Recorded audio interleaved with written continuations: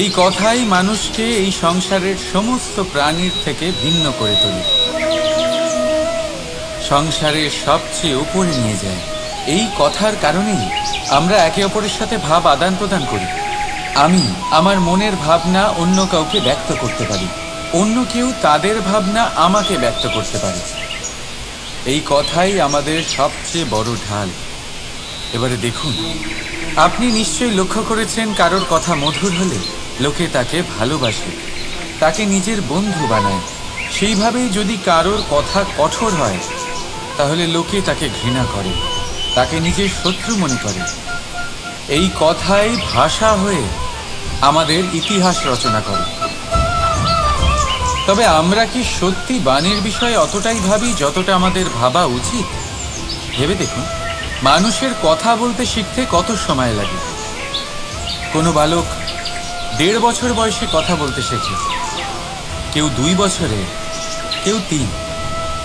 এবার দেখুন, মানুষ 1.5 বছর বয়সে কথা বলতে শিখে গেলেও তার কি বলা উচিত এটা সারা জীবনেও শিখতে পারে না। এর উপরে মনোনিবেশ করুন, এটা বোঝবার চেষ্টা করুন কি বলা উচিত। নিজের কথা শুদ্ধ করুন, নিজের কথা মধুর করুন, আর সেই মধুরতার সাথে আমার সঙ্গে বলুন, রাধা রাধা। এই লক্ষ্য আসলে কি? এই লক্ষ্য তাই যা আমরা পেতে চাই। এই সংসারে সুখী কে হয়? সুখী সেই যে তার লক্ষ্য পেয়ে গেছে। দুঃখী কে হয়? দুঃখী সেই যে তার লক্ষ্য এখনো পায়নি। এবারে প্রশ্ন এখন এটাই যে লক্ষ্য সবাই পেতে চায়, লক্ষ্য পাওয়ার জন্য সবাই প্রাণপণ চেষ্টাও করে, তাহলে সবাই তাদের লক্ষ্যে পৌঁছতে পারে না কেন? ঠিক আছে, কোথাও না কোথাও কিছু না কিছু কমতি থেকেই যায়, যাই বাধা থাক।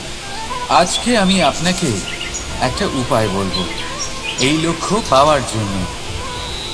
একটা কাগজ নিন, তাতে একটা চিহ্ন বানান, সেটাই হবে আপনার লক্ষ্য। এবারে সেই লক্ষ্যে পৌঁছানোর একটা পথ বানান। এবারে এই যাত্রাকে ভিন্ন ভিন্ন ভাগে বিভাজন করে দিন। এবারে এটা হলো আপনার পরিকল্পনা। এবার এই পরিকল্পনা ক্রমানুসারে আপনি পালন করতে থাকুন, এটাই হবে আপনার চেষ্টা। এবার এইভাবে যদি আপনি চেষ্টা করতে থাকেন, যাই আপনার কল্পনা হোক না কেন, তা বাস্তব অবশ্যই হবে। তাহলে এই কল্পনাকে বাস্তবে রূপান্তরিত করুন। এইভাবেই নিজের পরিকল্পনা পালন করতে থাকুন। আপনার যাই কল্পনা থাকুক বা যাই লক্ষ্য থাকুক, তা বাস্তবে পরিণত হয়ে আপনার হাতে অবশ্যই আসবে। রাধা রাধা। বাবার এক মিত্র ছিলেন, বড়ই দুঃখী ছিলেন, বিপদে পড়েছিলেন। কি করবেন? ব্যবসা ভালোভাবে চলছিল না, বাড়িতে শান্তি ছিল না, সমস্ত জায়গায় ক্ষতি হচ্ছিল। তাই উনি একজন জ্যোতিষীকে দেখালেন। জ্যোতিষী বললেন, আপনার যে বাড়ি আছে সেটা আপনার জন্য অশুভ, আপনার এই বাড়ি পাল্টে ফেলুন। উনি বাড়ি পাল্টে ফেললেন, তবুও ওনার সমস্যার সমাধান হলো না। তারপর একজন জ্ঞানী ব্যক্তি ওনাকে বললেন যে আপনার জামা কাপড়ের যে রং, সেটা বিপদকে আমন্ত্রণ জানাচ্ছে, এই জামা কাপড়গুলিকে পাল্টে ফেলুন। উনি সেগুলো পাল্টে ফেললেন, তাও সমস্যার সমাধান হল না। আবার একজন জ্ঞানী ব্যক্তি বললেন যে আপনার আশেপাশে যে মানুষজন রয়েছে, তারা এটা চায় না যে আপনি সফল হন, তারা আপনার ক্ষতি চায়, তাদের সাথে সমস্ত সম্পর্ক ভেঙে ফেলুন। তো উনি সম্পর্ক ভেঙে ফেললেন, কিন্তু তাতেও ওনার জীবনে কোনো পরিবর্তন এলো না।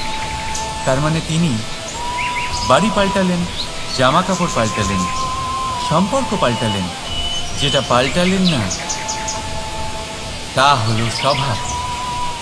এই যে স্বভাব, এটা অত্যন্ত গুরুত্বপূর্ণ। এই স্বভাবই আপনার ব্যক্তিত্ব তৈরি করে। তাই নিজের স্বভাব শুধরে ফেলুন, তাতে ভালো পরিবর্তন আনুন, সব কিছু ভালোই হবে। রাধা রাধা। ক্রোধ। লোকে বলে যে এই ক্রোধ পাপেরই মূল। কিন্তু সত্যি কি এই ক্রোধ পাপের মূল? একটু ভেবে দেখুন, এই ক্রোধ বাস্তবে আসলে কি? এই ক্রোধ একটা অনুভূতি যা আপনার মধ্যে হঠাৎই অসীমিত তেজ সঞ্চালন করে। এবারে আমি আপনাকে কিছু উদাহরণ দিচ্ছি যাতে আপনি বুঝতে পারেন যে ক্রোধ আপনার জন্য ভালো কি না। যদি কারোর সাথে অন্যায় হয় আর এটা দেখে আপনার ক্রোধ হয়, আর এই ক্রোধ আপনাকে তার সাহায্য করতে প্রেরণা যোগায়, তাহলে এই ক্রোধ অবশ্যই ভালো। যদি কোথাও আপনি দেখেন যে